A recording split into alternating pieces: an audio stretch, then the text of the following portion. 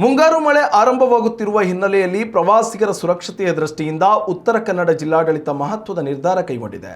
June 1ರಿಂದ August 31ರವರೆಗೆ ಜಿಲ್ಲೆಯ ಪ್ರಮುಖ ಪ್ರವಾಸಿ ತಾಣಗಳಲ್ಲಿ ಎಲ್ಲ ರೀತಿಯ ವಾಣಿಜ್ಯ ಜಲ ಕ್ರೀಡೆಗಳನ್ನು ತಾತ್ಕಾಲಿಕವಾಗಿ ಸ್ಥಗಿತಗೊಳಿಸುವಂತೆ ಜಿಲ್ಲಾಧಿಕಾರಿ ಲಕ್ಷ್ಮೀಪ್ರಿಯ ಅವರು ಅಧಿಕೃತ ಆದೇಶ ಪ್ರಕಟಿಸಿದ್ದಾರೆ. ಕರಾವಳಿ ಭಾಗದಲ್ಲಿ ಮುಂಬರುವ 3 ತಿಂಗಳುಗಳ ಕಾಲ ಕಡಲು ಹಾಗೂ ನದಿಗಳಲ್ಲಿ ನೀರಿನ ಪ್ರವಾಹ ಮತ್ತು ಅಲೆಗಳ ಅಬ್ಬರ ತೀವ್ರವಾಗಿರಲಿದ್ದು, ಯಾವುದೇ ಅಹಿತಕರ ಘಟನೆಗಳು ಸಂಭವಿಸದಂತೆ ತಡೆಯಲು ಈ ಕಠಿಣ ಕ್ರಮ ಕೈಗೊಳ್ಳಲಾಗಿದೆ.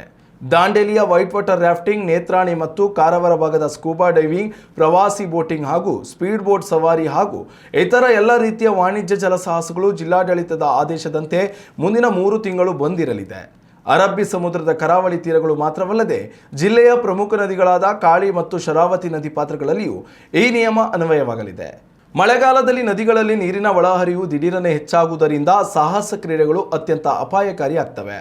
ಜಿಲ್ಲಾಡಳಿತದ ಈ ಆದೇಶವನ್ನು ಮೀರಿ ಜಲಸಾಹಸ ಕ್ರೀಡೆಗಳನ್ನು ಆಯೋಜಿಸುವ ರೆಸಾರ್ಟ್ ಮಾಲೀಕರು, ಹೋಮ್ ಸ್ಟೇಗಳು ಅಥವಾ ಖಾಸಗಿ ಏಜೆನ್ಸಿಗಳ ವಿರುದ್ಧ ವಿಪತ್ತು ನಿರ್ವಹಣಾ ಕಾಯ್ದೆಯಡಿ ಕಾನೂನು ಕ್ರಮ ಜರುಗಿಸಲಾಗುವುದು ಎಂದು ಎಚ್ಚರಿಕೆ ನೀಡಲಾಗಿದೆ. ಈ ತಾತ್ಕಾಲಿಕ ನಿಷೇಧದಿಂದ ಸ್ಥಳೀಯ ಪ್ರವಾಸೋದ್ಯಮದ ವ್ಯಾಪಾರದ ಮೇಲೆ ಪರಿಣಾಮ ಬೀರಲಿದ್ದರೂ ಸಾರ್ವಜನಿಕರ ಜೀವ ರಕ್ಷಣೆ ಮಾಡುವುದು ಅತ್ಯಂತ ಆದ್ಯತೆಯಾಗಿದೆ ಎಂದು ಪ್ರಕಟಣೆಯಲ್ಲಿ ತಿಳಿಸಲಾಗಿದೆ.